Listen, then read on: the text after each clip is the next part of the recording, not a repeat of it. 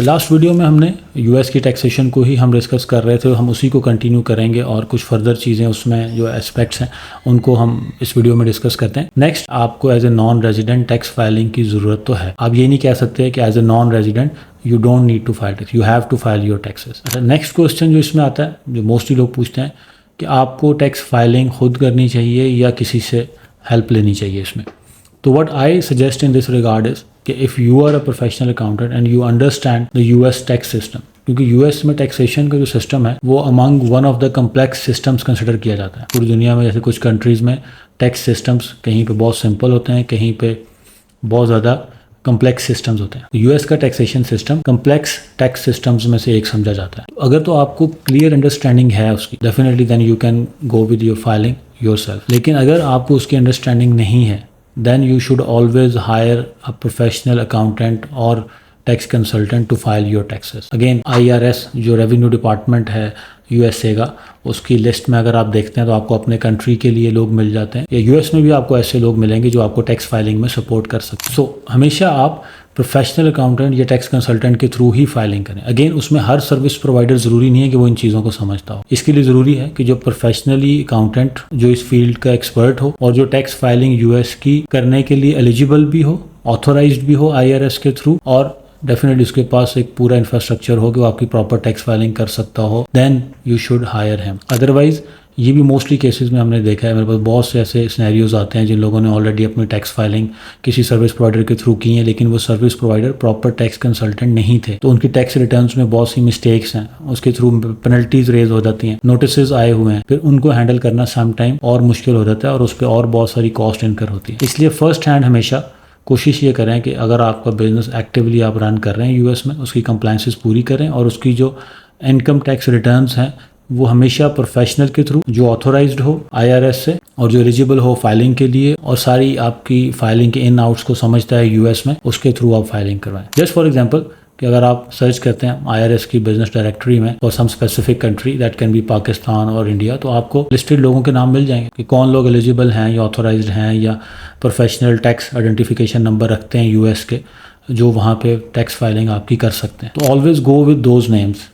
Just random किसी से भी कभी अपनी टैक्स फाइलिंग ना करवाएं। और मैं कोशिश करूंगा कि मैं आईआरएस के उस एडवाइजरी जो एक डायरेक्टरी है पूरी, उसका लिंक आपसे शेयर कर दूं ताकि आप अपने कंट्री के लिए उसको सर्च कर सकें और जो ऑथोराइज्ड लोग हैं उनके थ्रू ही आप टैक्स फाइलिंग करवाएं अपनी। अगेन, वो आपके कंट्री में भी हो सकते हैं, लेकिन किसी और जगह भी है। अगर if you think and if you find someone authentic in some other region तो आप उसके साथ चल सकते हैं, लेकिन द बेसिक रिक्वायरमेंट इज कि आईआरएस की डायरेक्टरी में उस रिसोर्स का नाम जरूर, his name should be listed in that directory. Next, अब हम इस चीज़ को देखेंगे कि यूएस में फाइलिंग के लिए हमारे पास मल्टीपल ऑप्शंस होते हैं। मल्टीपल ऑप्शन से मुराद ये है कि एज ए नॉन रेजिडेंट आप पेपर फाइलिंग भी कर सकते हैं, ई फाइलिंग भी कर सकते हैं। तो बहुत से सर्विस प्रोवाइडर जो अपने क्लाइंट्स को ये सर्विसेज टैक्स की दे रहे होते हैं, एक तो वो खुद इन चीज़ों को क्योंकि नहीं समझ रहे होते और क्लाइंट भी जो दूसरे किसी रीजन से है वो यूएस की टैक्सेशन को नहीं समझता, इसलिए they don't know how exactly the filing is done. अब ई फाइलिंग की जो क्राइटेरियाज हैं वो स्पेसिफिक है। ई फाइलिंग प्रॉपर सिस्टम के थ्रू ही होती है। सर्टेन सॉफ्टवेयर हैं जो आईआरएस के साथ लिंक्ड होते हैं, उसके थ्रू ही आप फाइलिंग कर सकते हैं और वो अनऑथोराइज्ड बंदा कोई भी फाइलिंग नहीं कर सकता है। इसलिए मोस्टली सर्विस प्रोवाइडर जो ऑथोराइज्ड नहीं होते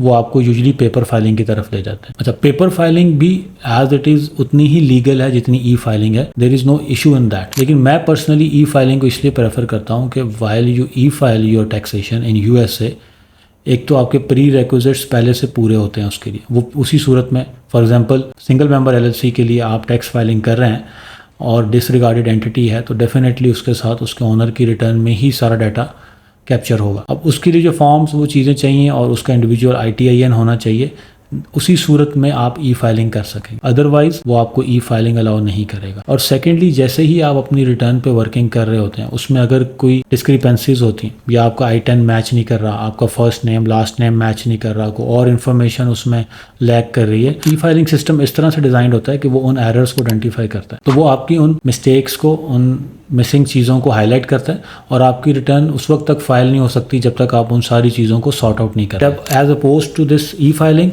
पेपर फाइलिंग में ऐसी कोई चीज़ नहीं है। पेपर फाइलिंग में आपको अंडरस्टैंडिंग है या नहीं है, आपको उस फॉर्म को कैसे फिल करना है आपको समझ है या नहीं है, आप खुद या कोई भी ऐसा सर्विस प्रोवाइडर जिसको खुद भी टैक्सेशन का आइडिया नहीं है, वो उस फॉर्म में कुछ भी फिल करके भेज देगा तो for now you will think कि आपकी टैक्स फाइलिंग कंप्लीट होगी, लेकिन एक्चुअली ऐसा नहीं होता। अगेन उसमें क्या ऑप्शन होते हैं कि एक तो उसको डिलीवर होने में ही काफ़ी टाइम लग जाता है, और यूजुअली हमने देखा है कि 4 से 6 महीने तक आपको उस पर कोई रिस्पांस नहीं मिलेगा। और उसके बाद अगर तो उसमें कोई मेजर गलतियां हैं, इन्फॉर्मेशन मैच ही नहीं करती है कहीं, तो वो सिंपली रिजेक्ट हो जाती है, डिनाई हो जाएगी, और यूजुअली वो आपको इंटीमेट भी नहीं करेगा IRS। अच्छा, लेकिन अगर बेसिक इन्फॉर्मेशन तो ठीक है आपकी, लेकिन और किसी रीज़न से वो आपके फाइनेंशियल नंबर्स की वजह से या किसी और स्पेसिफिक इन्फॉर्मेशन जो उसमें होनी चाहिए थी, जो मैंडेटरी थी और जो फिल नहीं हुई, उसकी वजह से अगर उस पर रिजेक्शन आती है तो आम तौर पे उस नोटिस को आप तक पहुंचते ही तकरीबन 4 से 6 महीने लग जाते हैं। तो इसलिए आई पर्सनली प्रेफर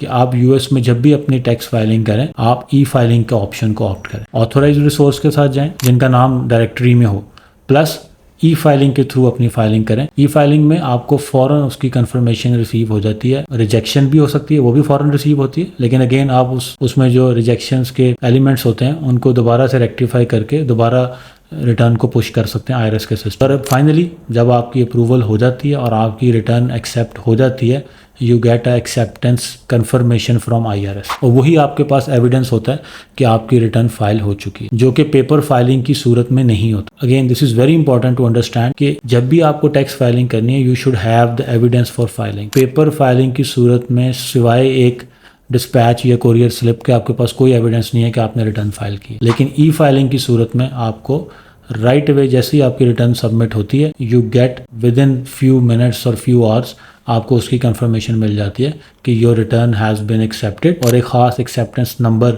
IRS की तरफ से इशू होता है जो आपके रिकॉर्ड में रहता है, और आप उस एक्सेप्टेंस लेटर को अपने पास रिकॉर्ड में रख सकते हैं। और एनीवेयर दोबारा IRS कभी आपसे पूछे या कोई और डिपार्टमेंट आपसे रिक्वायर करे कि whether you have filed your taxes और नॉट, तो आप उस लेटर को एज ए एविडेंस वहाँ पे जनरेट कर सकते हैं। सो ये कुछ और मज़ीद इंपॉर्टेंट चीज़ें थी जो हमने आज की वीडियो में डिस्कस की हैं। नेक्स्ट वीडियोज़ में हम फर्दर अब ब्रेक डाउन करेंगे specific requirements for single member LLC, for multiple member partnership firms, for C corps, for S Corp. अगर आपकी भी USA में कंपनी है, ऑलरेडी आप बिजनेस कर रहे हैं, वहाँ पे आपका बिजनेस रजिस्टर्ड है, तो टैक्स सीजन बिल्कुल करीब है, and you definitely can not miss to complete your filings and to miss the deadlines to avoid any heavy penalties or charges over this. So stay tuned. We will discuss more about the taxation in USA. Stay tuned. That's all for now. Thank you.